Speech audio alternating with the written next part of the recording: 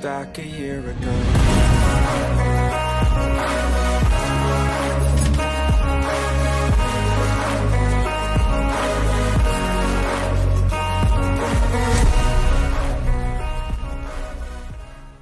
This episode of the Beer Bound Podcast is brought to you by Rolling Hops Beer Tours.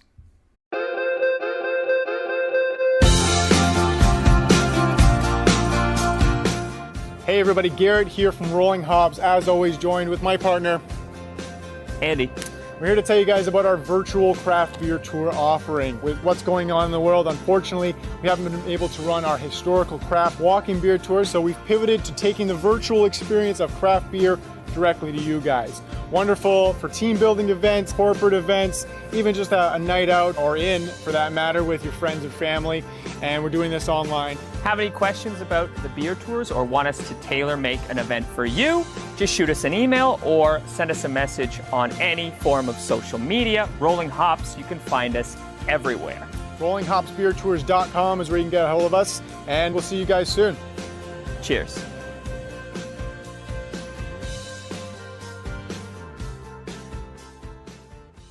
Welcome everybody to another episode of the Beer Bound Podcast.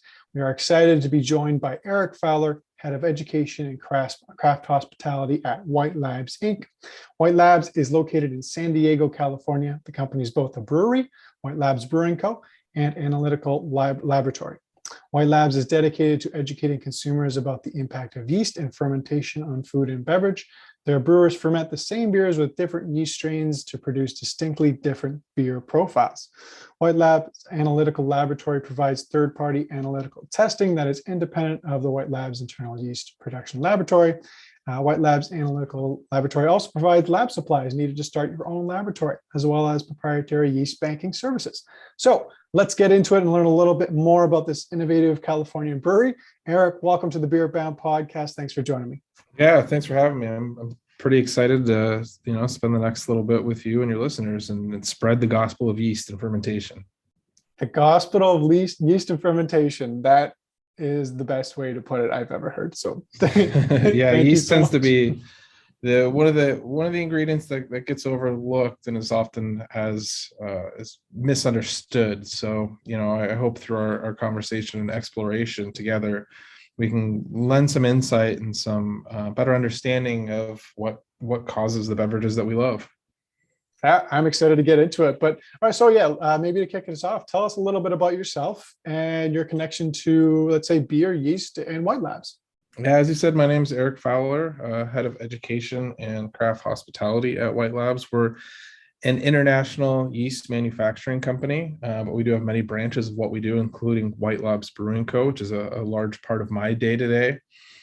We really liked to think of ourselves as a big component of flavor when it comes to beer production, right? We want to supply the techniques and the ingredients, mostly yeast, that will help the craft brewer or home brewer produce the most flavorful product they can. There's a reason that we are probably listening to this today. There's a reasoning that we're even talking about this.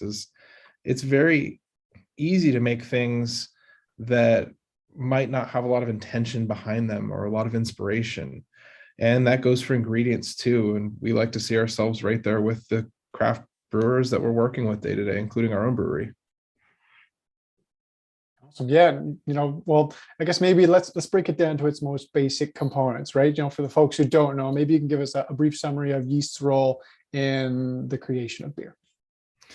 Yeah, when I first got into craft beer, going on 15 years now, I remember spending a lot of time on Beer Advocate.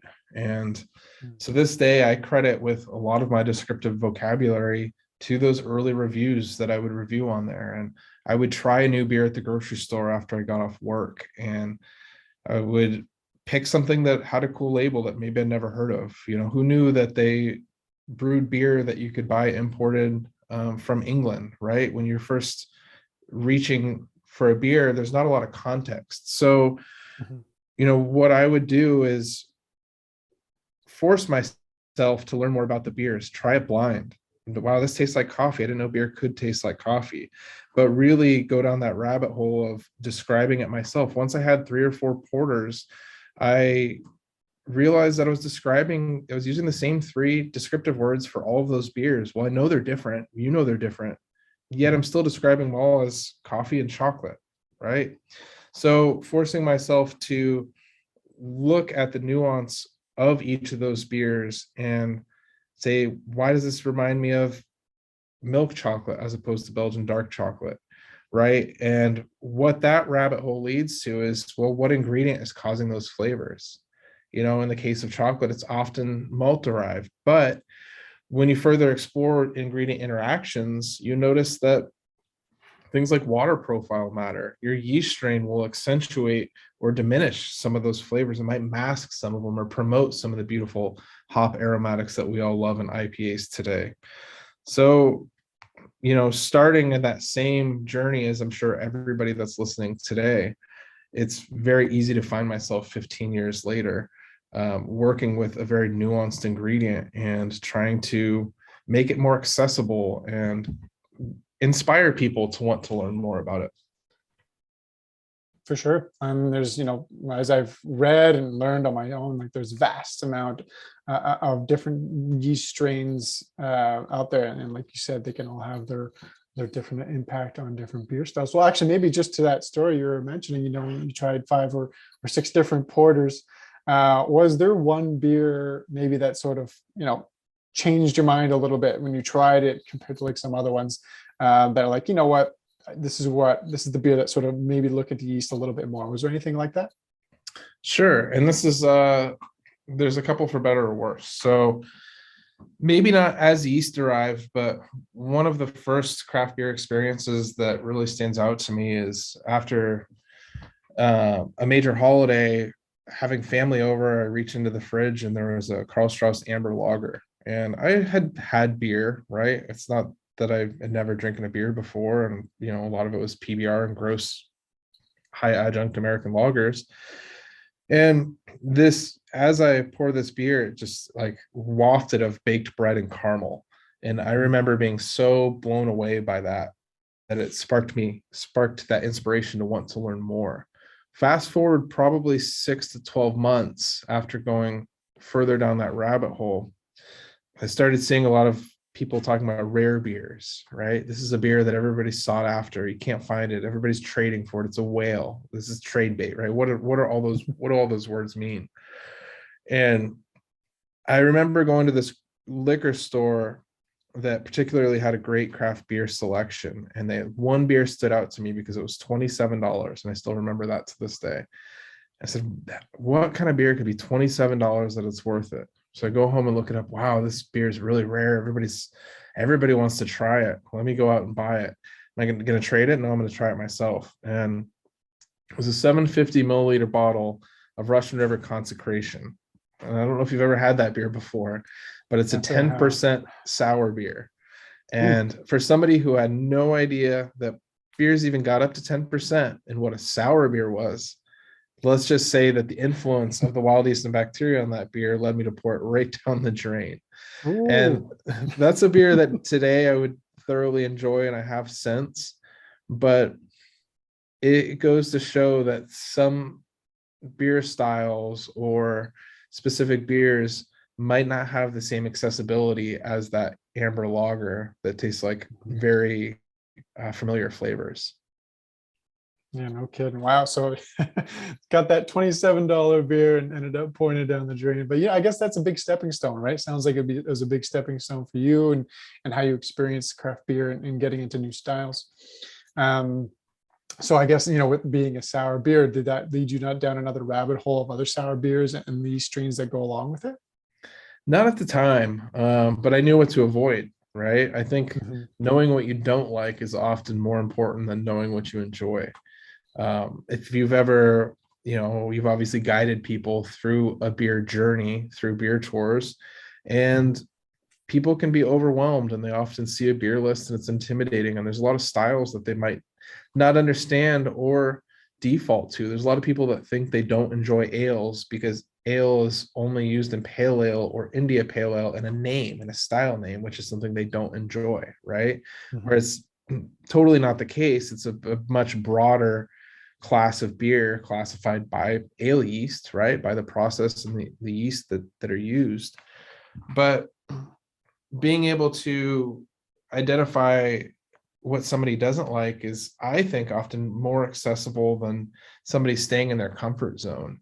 Asking them what food they drink, right? Get them outside of the beer mindset. If somebody drinks wine, it's a lot easier to set somebody's expectations up to a sour beer or a kettle sour beer or a lambic or traditionally sour beer than it is just saying, here's a beer and it's very polarizing 10% and sour, right? Expectations and understanding your preferences one way or another are a great way of guiding people to the fermented beverage that they enjoy.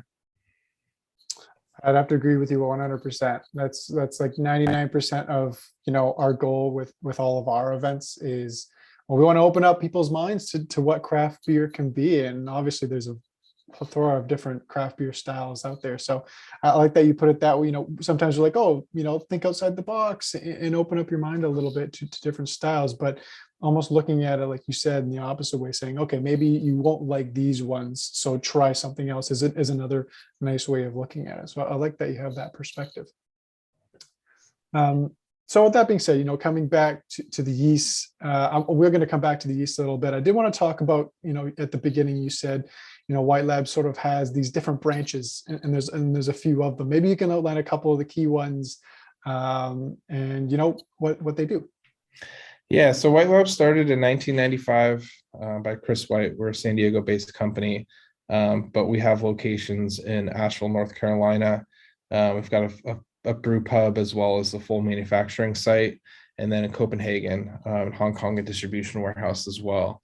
So in the 26 years, being that it's 2022 when we're taping this today, in the 26 years we've been in business, we've expanded globally, and our footprint reaches craft beverage makers around the world.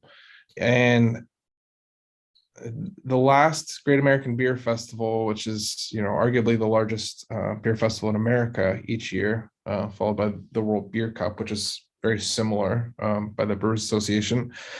60% of the breweries that won medals used some aspect of White Labs in the previous year. Oh, wow. So does that mean 60% of beer on the store shelf uses us? Maybe not. We'd like to think so, but 60% of the best beer uses us, right? Or works with us to some capacity. Yeah. Does that mean that they're all using our yeast, or perhaps they're using our analytical services that you alluded to, right? We have a full federally licensed chemistry lab. We offer educational workshops, which is a big component of my job in the department that I work with.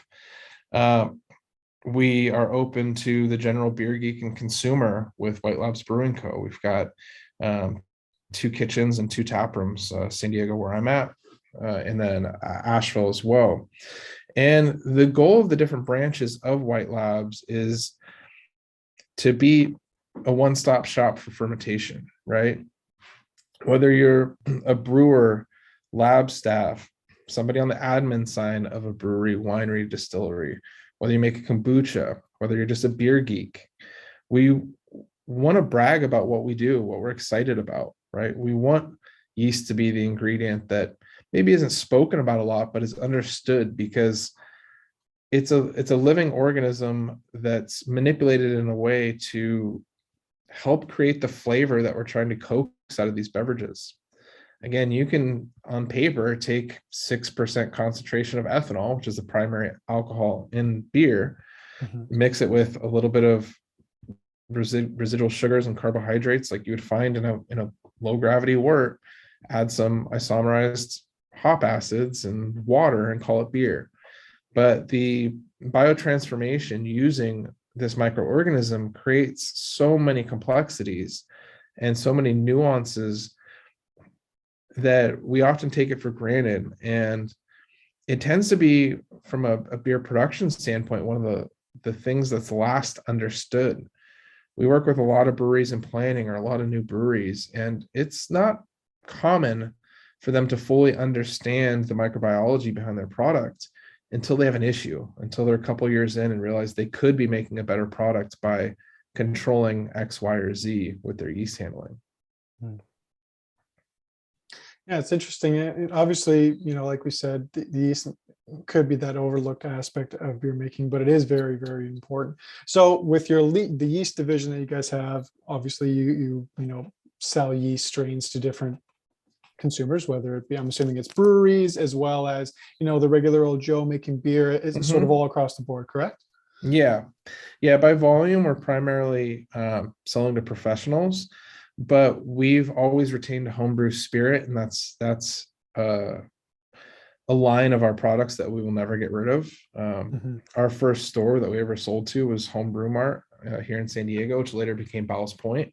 And when Chris White was in grad school, he was there on Saturdays brewing beer and having a good time. And they, said, let's have you propagate or grow some yeast up at school, and we'll sell it in our store once a week and see how that does. And, the rest of it's history from there. But we even treat our commercial brewery in a very similar way. So in the homebrew spirit of always pushing boundaries, always working with new techniques and new ingredients, our brewery is designed a little bit different than you would see on a commercial scale. So what we do is we have a 20 hectoliter brew house, which is how much liquid you could brew, how much wort, right? And usually you would scale up. So you would start with 20 hectoliters, and then you'd have 20 to 80 hectoliter tanks. And we actually scale the opposite. So we'll do 20 hectoliter, 24. So I'm trying to work in metric here for you. A 20 or 24 hectoliter system scaled down to about 5 hectoliter fermenters. So we're scaling the opposite. So we have the ability to do 20 of wort split into 4 5 hectoliter fermenters and inoculate and pitch different yeast strains. So what that does is leaves you with only one variable being yeast. When you walk into one of our 2 tap rooms, you can see that everything's broken up by beer style and then yeast strain. So if a flight for us isn't 4 different beer styles or 4 different beers, it could be the same beer with 4 different yeast strains. And what that does is I don't need to sit with you and explain to you the importance of yeast for the next hour. I can put a beer in front of you and you can kind of figure it out for yourself. Yeah, that's pretty awesome. We're going to get into the brewery a little bit more later on for sure. But that, just when I saw that, is probably the most unique way to display beer, I think, that I've seen so far. And that's just how you said it, is the perfect way. Like, you could talk someone's ear off about yeast, and that's what we're doing for probably about the 60 minutes here. But yeah, actually sitting down and trying the same beer with 4 different yeast strains, there's no better way to fully experience it. And I'm hoping that I get to try that at some point. That sounds really, really awesome. Yeah, you're more than welcome anytime. Yeah, we'll you or your listeners. Sure. Yeah, that's super cool. So, and coming back to what you said, about providing yeast, is it also not just providing yeast and selling yeast, but you also help breweries get set up? Like you were mentioning that, sometimes it's the last thing taken on or analyzed for setting up a new brewery. So do you guys sort of step in and help breweries who are looking to get a little bit more of an angle on their yeast profiles and what to use? Yeah. So we could do that. We try to participate in a lot of industry educational opportunities in addition to hosting our own workshops. For instance, next week we've got 3 days of workshops with people from all over North America flying in for it. And cool. And what we really do is dive into the why and how of yeast. So trying to educate on why these certain flavors are created, what conditions these yeast strains prefer, and why they prefer them, and how to manipulate those conditions to work to your benefit, how to actually cut costs by reharvesting and reusing your yeast, right? We sell 1.75 liter pouches, but you can yield 3 to 5 times the biomass post fermentation, meaning you start with X amount of yeast and you end up with 5 times the cell mass after. So a lot of that yeast can be reused if handled correctly. And it's not uncommon to use it 10 times to get 10 generations out of it. And you would think, as somebody that sells yeast, why would we teach them how to reuse it and get 10 times the amount of yeast out of the amount of uses? And again, I think it just comes back to a home brewing and brewing mentality of trying to be part of a community, right? If our customers view us as partners and not as just another vendor that they order from, we're going to work together for the lifespan of both of these businesses, which hopefully is indefinitely. And we've seen that there are plenty of partners that we have that have been working with White Labs Yeast for the 26 years we've been open. And that willingness to help and educate, and very selfishly us wanting to drink great beer when we go out too, has really helped position White Labs as the leader in liquid yeast globally. That's awesome. And so is that, maybe in your experience, is that very common where a lot of breweries or maybe not necessarily just the groups that you work with, but they'll just use yeast and then that's it and go buy more for the next batch? It depends. Oftentimes with dry yeast, that might be the case. Dehydrated yeast has some advantages of a lower initial cost, but there are a lot of disadvantages that happen in the dehydration process too, is what we've seen. So White Labs is strictly, as of now, a liquid yeast manufacturer. And a big proponent of that is most of the dehydration process is detrimental to flavor production. And trying side by side, it's very common to see in a blind tasting that the dry yeast tends to have a little less complexity than the liquid equivalent. And you could almost equate it to dehydrating anything, right? Sometimes if you're talking about food, it can affect flavor, but dehydrated milk isn't going to be the same after you rehydrate it, right? Of course. But here we're talking about a living thing. We're talking about a metabolic process. And if you damage any of that through stresses, it tends to just not express in the same way as if you propagated or grew it healthy to begin with. So, it depends. I would say most breweries will reuse yeast, and it is very common. We're not trying to reinvent the wheel by teaching people. Most of the breweries that come to us inquiring about it already repitch or reuse yeast, but they're just not as consistent as they could be because they don't fully understand the needs of that culture through storage and reuse and the time frame and how to look at it under a microscope and determine if it's something they should reuse or not. And when you're talking about reusing a culture that might be of inferior health, you're talking about ruining a beer, and that could be a lot of time and tank space and money to brew it. So it's important to really understand and spend the extra 10 minutes per batch understanding the microbiology aspect of that fermentation and brewing that beer to ensure that you're having a consistent product. I would argue that most bad beer out there, aside from oxidation, poor shelf storage, is due to improper, inadequate fermentations and yeast handling. Interesting. So I don't know, maybe just since you brought the reusing of yeast, if you had to break it down into quick layman's terms, how would one at the end of a brewing batch, I guess, harvest the yeast again for further use? So for a home brewer, that's going to be difficult to do well. For a home brewer, it's easy to do physically because you're not dealing with a lot of volume, but you're generally not going to reuse it in the time frame necessary to keep the yeast healthy. But from a professional standpoint, you're brewing multiple times a week, if not multiple times a day, for a lot of breweries. Right. Modern fermenter designs are intentionally designed to push yeast, protein, and different hop matter and just different particles in the beer to the bottom of the cone, right? That's the conical vessel has that cone on the bottom that all goes to one point.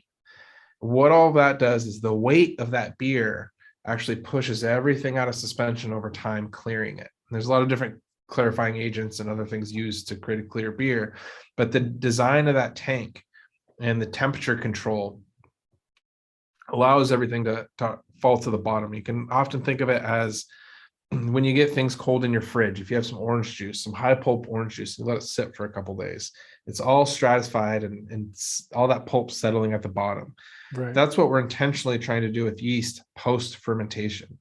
So once your fermentation's done, we crash the beer or chill it down to close to zero at those low temperatures with very low nutrients and low carbohydrates left for the yeast. The yeast will what's called flocculate out. They'll bind together, fall to the bottom of that cone where you can actually open up a valve as sterilely as possible, dump it into a storage container, which is usually just a converted keg, close that back up, take that yeast to your other fermenter. There's a lot of steps in between, a lot of nuance, but take that to the other fermenter, push that into the other fermenter, and there's your next beer. Okay. And that would just, and like, I guess, and like you said, there's other steps, but yeah, as long as you're doing it within the right time frame, then that'll, for the most part, work on a commercial scale. Yeah, and it works quite a bit with very little understanding as well. And I think that's why a lot of brewers run into issues, because it works until it doesn't, right? It's easy to overcompensate and repitch too much yeast and not have any control over it or any consistency. What's interesting is often the approach, right? So if you brew beer, you're going to measure your water volume, you're going to weigh out your hops and your malt, and you're going to have these preset guidelines on what that recipe is. With yeast, it needs to be the same thing. The only difference is each one of these ingredients is really, really small, right? It's microscopic. You need a microscope at 400x to even look at it. And even then, there's a lot of math involved to figure out, okay, I've got one little cell here. How much does that mean I have in the 20 liters sitting next to me? Right. But it's not uncommon for breweries to start looking at that and all of a sudden see a lot of improvement in not only flavor, but maybe consistency or timeline. Maybe they know this beer that I thought used to take 10 days could actually take 9 days. And while that doesn't seem like much, if you're a brewery at capacity and you can shave off 1 day out of every 10 days, so 10% of that fermenter's time that it's being used, maybe you don't need to buy another fermenter next year that's going to cost you $40,000, $50,000. Maybe you just need to fine tune that process and that yeast handling. Yeah. Become a little more efficient, I guess, cut down the days. Yeah. Especially as a commercial brewer, I imagine that goes a long way, right? And little efficiencies along the way can add up to something quite big. That's pretty cool. So I guess maybe just a little more on the yeast, because I think I was looking at by the way, whoever your website designer is absolutely fantastic. And I think I got lost in your website for like almost 2 hours just looking at everything. It's wonderful. But it looks like there is, I guess, like a special releases of yeast that come out every so often. Is that like as sought after as some like crazy beer releases? Like how popular is that? It depends. So not as popular as we would like, in the sense that we want to be climbing mountains and harvesting this wild yeast off of the one pear tree that's been there for 150 years. But that story doesn't always equate to a desirable beer, right? On a large scale, I should say. It might be great for one brewery, two breweries to do, but you're not going to see a whole region or a whole state adopting this crazy wild yeast with this obscure story. So what we do though is we do rotate different yeast strains. This is primarily aimed towards home brewers or small brewers. Our whole catalog that you find on that website is available year round at large enough volume. and on the commercial scale. But if it's a fun strain that we're passionate about, that homebrewers don't get access to all the time, or small breweries might not want to order that much, we will release them quarterly, and give people access to it. And that helps us kind of test demand too, and see if people are resonating with these more obscure strains that we might find really cool and our brewers might like, but we're not so sure if it's as commercially viable as some of our core strains. I see. All right, fair enough. Like, it's always nice to have a little, let's say, seasonal release of beer. Why not for yeast? That's pretty neat. Yeah, with yeast, we've toyed going back and forth a lot. So as we know, most beers take, let's say an average of 2 to 3 weeks to brew, right? Some lagers going upwards of 8 to 10 weeks. So when we're making yeast and advertising them, we're thinking a quarter, 3 months ahead of time, right? Because we need 3 weeks to propagate that yeast. We need to package it. It needs to get to the brewery. They need to brew with it. They need another 4 additional weeks on top of that, right, to brew the beer to be released. So it can often be a challenge getting people excited about, say, an Oktoberfest strain when you're in May or April. Yeah. Everything is looking ahead with beer, right? It's always about planning, being 4 or 5 steps ahead. And I can see that. But I guess maybe it goes along with the industry, and people understand that. That's cool. Yeah, I like that you had that. I guess I'm just curious on my own. Like, I was reading on obviously the vast amount of strains that you have. Is there like 1 or 2 or 3, or maybe you have like a top batch of yeast strains that are like your highest sellers? Yeah, so our first strain that was ever commercially released was WLP001 California Ale yeast. This Right. strain, Front and or a center on your variation, website.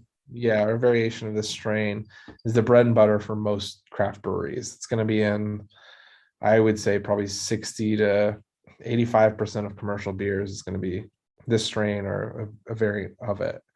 Then there are the other strains that have just defined styles. So our Hefeweizen Ale yeast, WLP 300, which is just our catalog numbers, for instance, is like produces the textbook Hefeweizen, the banana forward with slight clove. We have other Hefeweizen strains. We have other Hefeweizen strains that produce wonderful beers that sometimes I often find more desirable, but they aren't as definitive for the style per se. And that's often led by, say, one brewery really coining or cornering a style or a region, right? If we pick any beer style, there's probably 1 or 2 breweries that come to most people's minds for a specific beer, right? Let's say Irish dry stout, for instance. What do you think of? Guinness, of course. Right. So it's not uncommon for those yeast strains to produce beers that are similar to those that define the style, or maybe be the actual yeast strain that those breweries use or once used, that may have been sourced from a beer, from a national yeast bank, from the brewery themselves sometimes.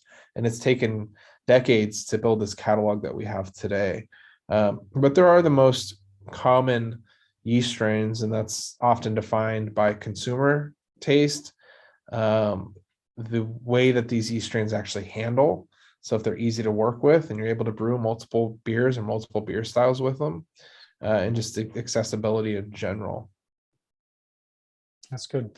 Yeah, that's cool. I guess variety is key in that regard. Like you said, it's not always just having the big ones, but having ones that suit the styles, right?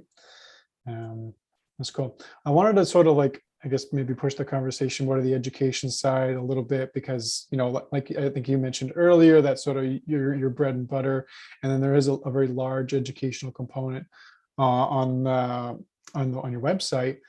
So maybe you could tell us a little bit about that, like how involved you are. Is there something that you're excited about, or that's your I don't know, your baby on there?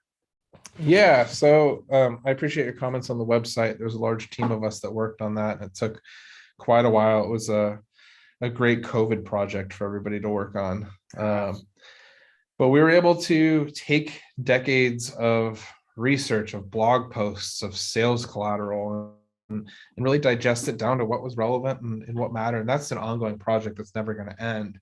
But building that library of resources for all, craft beer and fermentation enthusiasts has been a really fun challenge, as well as what I like to see as a success so far.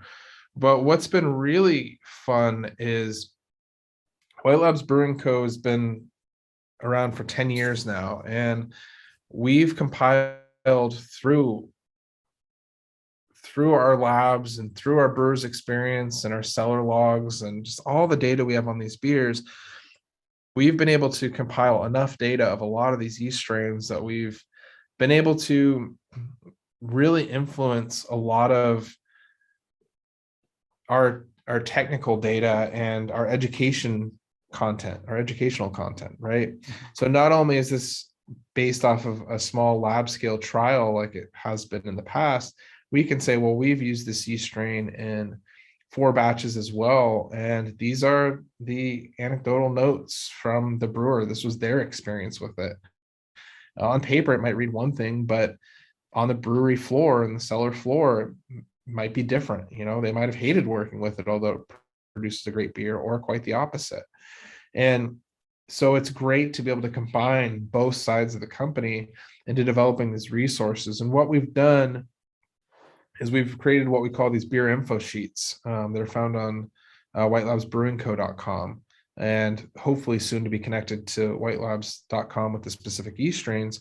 But we have a bank of all the beers we've brewed in the last 1.5 to 2 years, and these info sheets that are very accessible. So it's not only the story of the beer and why we picked that yeast strain, tasting notes, beer and food pairings, and then a lot of the analytical data and fermentation kinetics for anybody that really wants to know more about it as well, like how long it took to ferment out, what the attenuation was, what the quantitative numbers for some of these compounds, these flavor compounds are.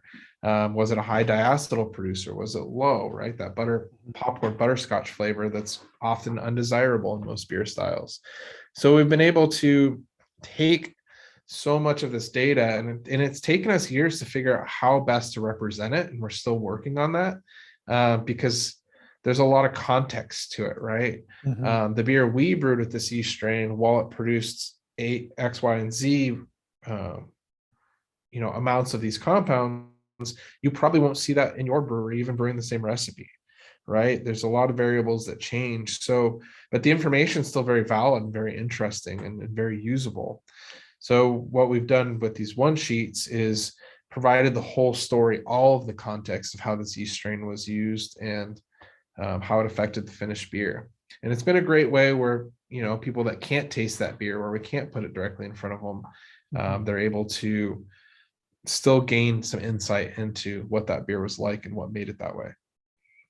Yeah, it's really cool. Like, for anyone listening and if you're a diehard beer nerd, definitely go check out the White Labs website, White Lab Brewing Co. Like, it's an absolute beer nerd's dreamland on there with all the information you're going to get. So I like that. And I like that how you described it as well. The fact that you had, the opportunity to put all this information together, but not just from a theoretical standpoint. It's like, here's the theory, but also here's the real world feedback to tie it all together. And I feel like sometimes that's the missing piece when anyone's doing any sort of research. And I guess with brewing life. Beer, yeah, life in general, right? Really. Like I had my microwave at home has been on the fritz, and I'm trying to stick a screwdriver in between everything to get this screw out. And it's like, what designer, like what engineer put this together? Because they've obviously never worked on a microwave before.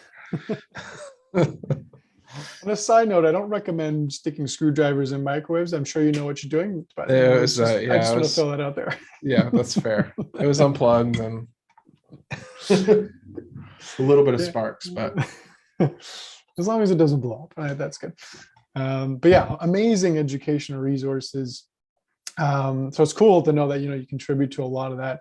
I think just with the YouTube videos alone, you can go down a rabbit hole for 3 or 4 or 5 hours, maybe even days. I got to watch a couple, and they're really cool. I also noticed that there is, I guess, a number of different formal courses. I saw some online, and I guess some that'll be in person. Did you help curate those? How did those come to be? Yeah, we've been doing professional workshops since before my time. I've been with White Labs going on 8 years now, um, in this education capacity, and we've definitely expanded in that time. We were starting to work on some on-demand courses, which worked out pretty well over the last couple of years, but we've still tended to see that most people, when it comes to yeast handling, really prefer one-on-one engagement or a small group in a classroom, and being able to go into a lab and work with different media types and plating techniques, and working with a microscope, and being able to talk about their process with some of the experts. And we've got an education team here, including myself, but what's interesting and what's so inspirational about the team we have here is when we're teaching classes, it's not only the education team doing it, it's we're pulling the lab supervisor, we're pulling our head of brewing, right? We're just pulling Chris White. He loves teaching those classes. I was fortunate enough to teach a class, co-teach a class at University of California, San Diego, that he's had, and we split that up, and he took a couple of them and I took a couple of them, as well as some of the other team here. And that formal education component has been always really well received. And as soon as COVID restrictions started lifting last year, we had the highest demand that we've seen for these in-person classes, and it's remained through this year. So people are still thirsty for it and willing to travel, which is great to be able to invite them into our home, into our place of work, and brag about all the hard work that we put into things, right? That's something that everybody that works hard wants to show it off, and not in a boastful way, but you spend a lot of time making things the best they can. And there's a lot of pride in White Labs, and we like showcasing that and encouraging others to want to work with yeast in the same capacity. Absolutely. So I guess you're directly involved with making a lot of that online coursework. Like, for instance, like what's your day-to-day like with the educational component? Yeah, so we are always looking to make more content. Right now, again, fortunately, we have a team that helps with some of that. Historically, working on doing a lot of research, looking at different white papers, looking at the most modern yeast handling techniques, and what's coming out with trade organizations like the American Society of Brewing Chemists, ASBC, or Master Brewers Association, are always constantly pushing the envelope with research and incorporating any of the research that we've done in-house into some of that content, and working with a different outreach teams with sales and marketing, and seeing what they think customers, or what kind of information they're asking for as well. So yeah, myself and the team, as well as other departments and some of our technical team, will work on creating those courses and executing them, usually about quarterly at this point. Sometimes we're doing a little bit more because we're playing catch up, but day to day on the education side, that's really what we're looking at. Okay, cool. Yeah, that's pretty neat. We're all for the educational component. The more you know about whatever it is you're making, or even just the beer you're drinking, I think goes a very long way in appreciating, just in itself, right? Beer can be a very, I don't want to say like it's maybe seen as a boring product, because we always try and push the mentality away from that, right? You have your typical, let's say, beers, quote unquote beers, but there's a lot more that goes into it. So it's nice to see and hear that you guys are really emphasizing the education that goes into making every kind of beer, which is really cool. Yeah, and it's very specialized training, right? There's a lot of resources out there, but there are very few courses globally that you can come to that are solely focused on yeast handling and different lab techniques from a quality control standpoint. So I think we're very fortunate there, and there are more and more resources. And if anything, the last 2 years has showed us that us being able to do webcasts and make some of those YouTube videos, and there are different forms and mediums for communication and getting that information out there. But there's nothing like sitting down in front of somebody and being able to talk it through. Absolutely. Yeah. Get in person, see the classroom eye to eye and actually show them what you want them to learn. Absolutely. Actually, Yeah, maybe to that point, sorry, go ahead. we do have like two formal classrooms, one in both facility. We each have a classroom. Okay. So tonight, for instance, this isn't as much on the professional yeast education side. We do an event called the Fermented Pairing Series, and that takes it's essentially a glorified small plate beer dinner. The difference is it's in a classroom with a lecture. There's a slideshow. We go through each beer, each food component. We talk about it as a group. The first thing I always do is have everybody raise their hand and ask, who expected to be in a classroom tonight? Because somebody signed them up and said, let's go to this beer pairing. It's going to be fun. Next thing they know, they're being called on in a classroom. But I would say 90% of the people are really receptive to it. And that's why people go to those things. And I've been to enough beer dinners over the years, and I'm sure you have. And it's great to sit and spend time with your friends and enjoy a good meal. And there's nothing that can be said to replicate that. But a lot of times we go is to hear that 30-second spiel by the chef, by the brewer, right? We want to know the intention behind it. And when we first started these, that was like the first dinner that we did. The first pairing was you kind of put it in front of people, you explain it for 2 minutes, then you let them go about it. Everybody afterwards just came up and wanted to know more. I spent 2 hours, spent longer talking to people after than we did during it.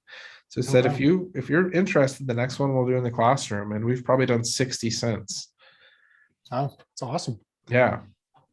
Yeah, and that I think, like you said, I've been to a couple beer and food pairings of my own, and it's really just to get that tidbit of information. And sometimes that's all you need. Like you said, you had the people that you were talking to for 2 hours after the course. But sometimes all you need is to give one or two of the guests that little bit of information, sort of put them on the right path. And then you didn't, at least maybe for me, sort of seeing them go through the journey of the pairing on their own with this, armed with this bit of knowledge to help them guide themselves. It's pretty awesome. And you see them like, pick up certain things. There's this, sense of enlightenment, and it's a really neat thing to see. So I can definitely relate to that. It's super cool. Mm-hmm. I did want to actually come back to the education component. I noticed there's a portion on the website dedicated to enzymes and nutrients. So this is, a little bit of a beer nerd, maybe not so much in the yeast end. And mind you, I've learned so much in the last little bit already just speaking with you. But what are the enzymes and nutrients, and how does that play into, I'm assuming it's the yeast, correct? Yes and no. Okay. So enzymes, let's start with enzymes because they're both fairly different. Okay. Enzymes are naturally occurring in malt already, right? This is primarily what we're talking about, is enzymatic activity in malt. Enzymes are going to be the catalyst for change. So they're going to take, in the case of malt, for the most part, they're going to take these long carbohydrates, these starches, and at X temperature, when you mash, right, when you mix it with X temperature water, it's going to activate these enzymes. And what they're going to do is take these long carbohydrates and break them down into small, simple sugars. And these simpler sugars are then going to be digestible by the yeast. So most yeast can't take this long starch and break it down. You have to process it. Right. Some of the enzymes that we distribute will recreate that or accentuate that or speed it up or break down different sugars from different carbohydrate sources or different grains, whether it's distilling or if you want it to fully break down, there's different ways that it'll aid in that process. But enzymes are already in the process of making beer. These enzymes will help push it in one direction or another, depending on what the enzyme is and what you're trying to do. Low calorie or low carb beers, like brew IPAs, for instance.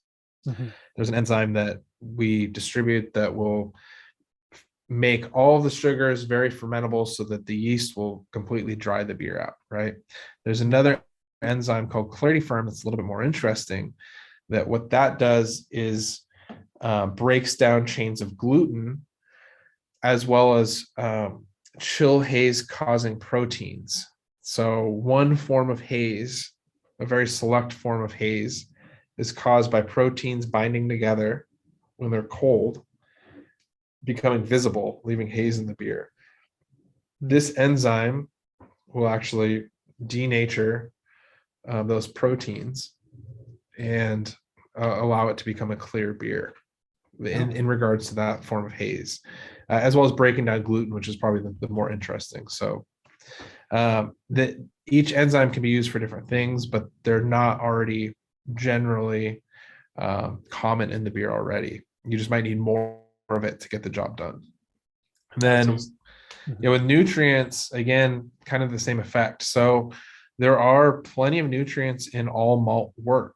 So wort, again, being unfermented beer. There are trace vitamins in water sources. There are plenty of nitrogen in the form of amino acids from malt, right? With mashing, extracting some of that. So yeast need all of these nutrients to perform an adequate fermentation, to complete fermentation. And when you start dealing with high gravity beers, like high alcohol beers, high adjunct beers, if you're working with other sugar grain sources, or in the form of cider, wine, or hard seltzer, that you're not dealing with any of these grains, there's no nutrients present. So it can be very important that you're going to need to add additional nutrients in order for that yeast to perform as it should, producing a clean beer with complete attenuation, producing enough alcohol, that kind of stuff. Interesting. Like, I didn't know any of that. So I sort of knew obviously the basic process of the beer making, but it's cool that you can actually add these things. It sounds like almost like an enhancement or a manipulation to sort of get what you want out of that brewing process. Yeah. And will the yeast work without it? Maybe. It depends on the situation, right? But you're able to have that much more control of a living thing, of yeast, again, by manipulating its environment. That's what you're doing, right? You're adding more food over here from this source, or more over here. You're adding an enzyme that will change its food source so that the yeast will perform differently based off of what's available, right? Yeast is going to, I should say, a living thing is going to perform different than if it's a protein pack with salami and nuts and fruit compared to McDonald's, right? Right. Yeah, absolutely. Cool. Oh, geez, we're already coming up on our mark. I do want to touch on one or two other things here. Maybe first, just one thing that I saw with regards to the yeast. I saw that there was I guess one that was labeled as organic. So what makes a strain of yeast organic, maybe compared to other types of yeast? The food source in which you use to grow it. So certified organic malt, primarily being the big difference. We, in our Copenhagen facility, they do produce 100% organic malt. The specifications in Europe are different than in the United States. And we've seen a little bit more demand on the European side than domestically here in the US. And it's where you have to completely switch over almost all production to be organic or not organic.